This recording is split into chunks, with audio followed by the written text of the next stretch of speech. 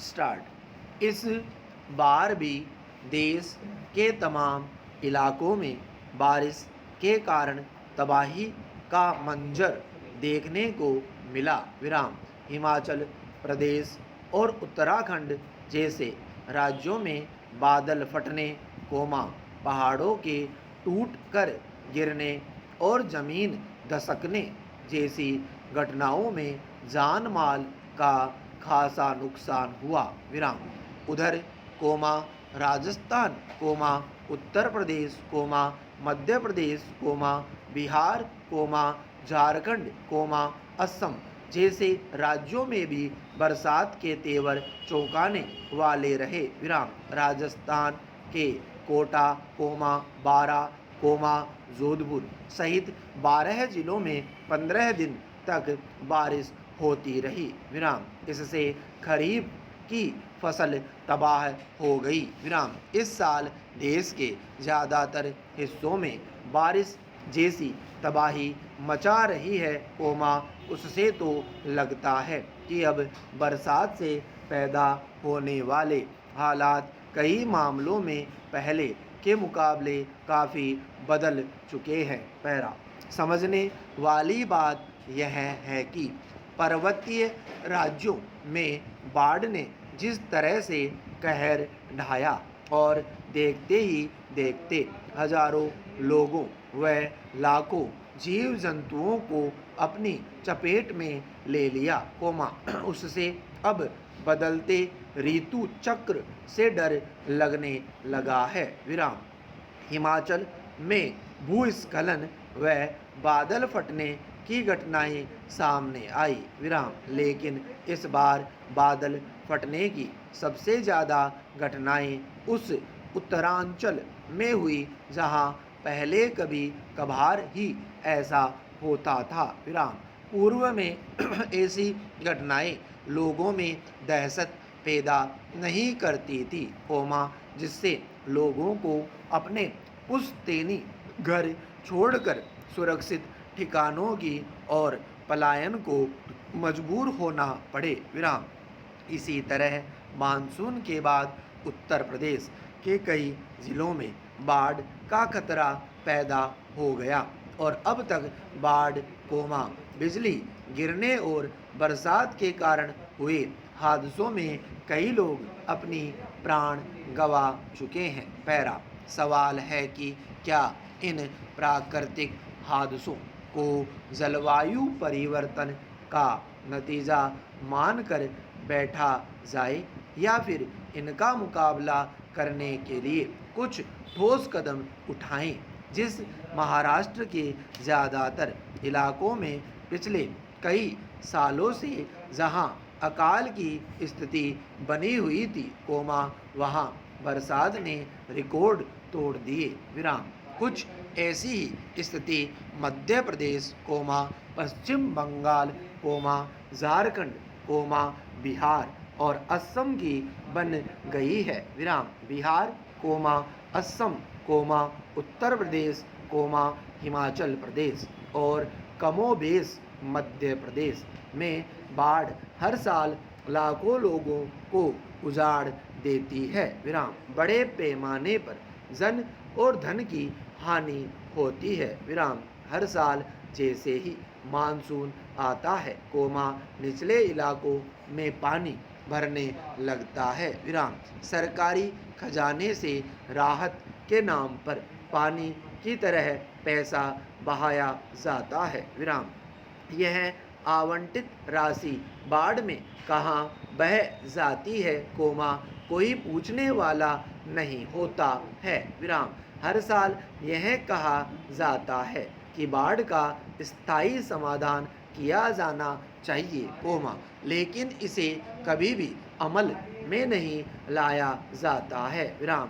केंद्र और राज्य सरकारों के बीच तालमेल का अभाव होने की वजह से बाढ़ की समस्या बढ़ती जाती है। विराम। उसी अनुपात में राहत धनराशि भी बढ़ती जाती है। विराम। लेकिन जन धन की हानि बड़े पैमाने पर होने के बावजूद सरकारी समाधान उसी परंपरा में ही किया जाता है, जिससे इस समस्या का कोई स्थायी समाधान न निकल सके। विराम।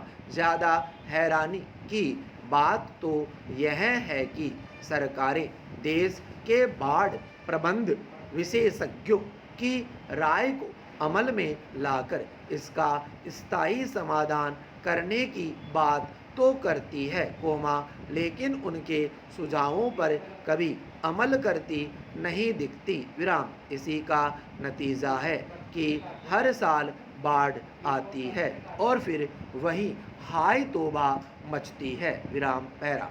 भारत में बाढ़ की समस्या कोई नई नहीं है। विराम। आज़ादी के बाद से लेकर अब तक न जाने कितनी बार इसके स्थायी समाधान के लिए सुझाव आए, लेकिन आज तक कुछ छोटे मोटे राज्यों को छोड़कर देश के किसी राज्य में बाढ़ के संकट से निपटने के लिए कोई ढांचा तैयार नहीं किया जा सका है। विराम।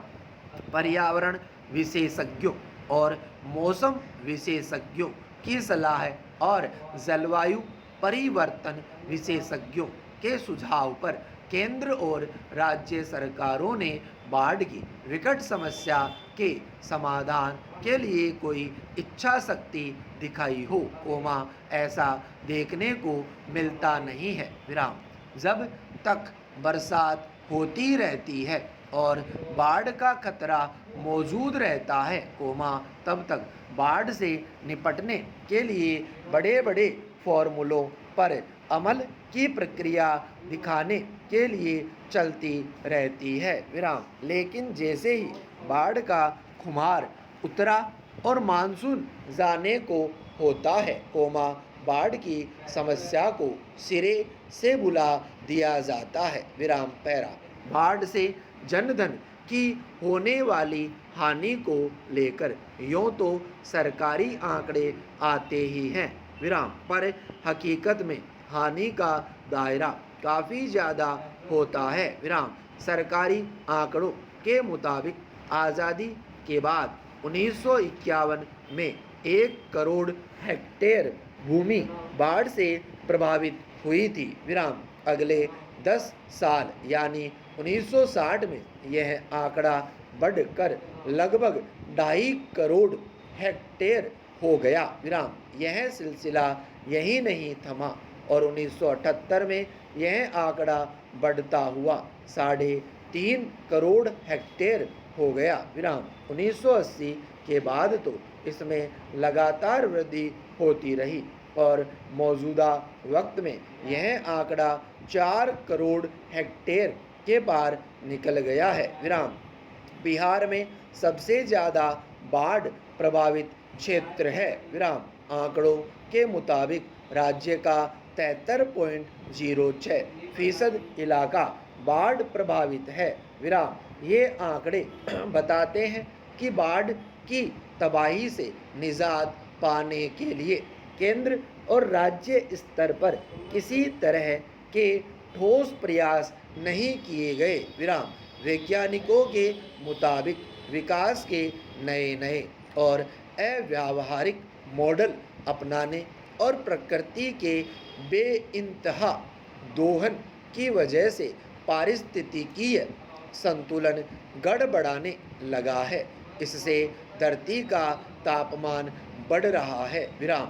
जहरीली गैसों, वृक्षों की कटाई, बड़े बड़े बांधों के निर्माण, नदियों की अविरल धारा को रोकने और नदियों के किनारे बड़े बड़े निर्माण की वजह से पर्यावरण पर काफ़ी बुरा असर पड़ा है। विराम। इसके अलावा हर साल लाखों टन मिट्टी और कचरा नदियों में डालने की वजह से नदियों में गाद बढ़ती जा रही है। विराम। इससे नदियों के प्रवाह अवरुद्ध हो रहा है। विराम। जो नदियाँ गहरी थी वे उथली होती जा रही है। विराम। पिछले कुछ सालों में उत्तराखंड, हिमाचल और असम की नदियों में तबाही मचाने वाले जो विध्वंसकारी तेवर देखने को मिले हैं।